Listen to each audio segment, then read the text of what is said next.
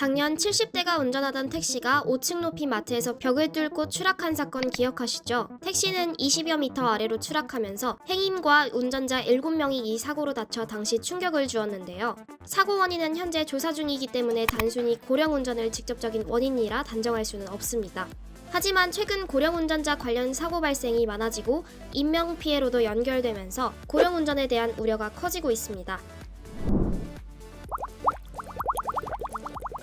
2021년 11월 말 자동차 등록 통계에 따르면 개인 차량으로 등록된 차량 중 60세 이상의 차주인으로 등록된 차량은 601만 1899대입니다. 이는 전체 개인 등록 차량의 28.3%인데요. 거의 개인 차량 10대 중 3대꼴입니다. 2019년만 해도 333만 명 정도였던 65세 이상 면허 소지자도 2030년에는 988만 명으로 무려 297% 증가한다고 예측되는데요. 고령 운전자는 더욱 많아지고 있는 현실에 문제는 고령 운전자 관련 교통사고도 증가한다는 것이죠. 2020년 65세 이상 고령 운전자가 낸 교통사고는 11만 4,795건. 이 사고 중에서 대표적인 사례는 지난해 12월 22일 80대가 운전한 승용차에 60대 여성과 18개월 손녀가 숨진 사건이 있습니다. 전체 교통사고의 10.5%를 차지하는 고령 운전자 교통사고. 과연 해결책은 없는 걸까요?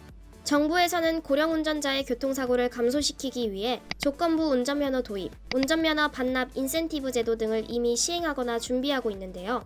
먼저 조건부 운전면허 도입. 경찰에선 2025년부터 VR 테스트를 통해 조건부 운전면허 도입을 추진함을 밝혔는데요. 정상 운전면허 기준을 완벽하게 만족시키지는 못해도 특정 조건을 만족하면 운전을 허용하는 것이죠. 예를 들어 동승자가 탑승할 때 운전을 허용하거나 야간과 고속도로는 운전 금지와 같은 조건들이 이에 포함됩니다. 그렇다면 운전면허 반납 인센티브 제도는 뭘까요?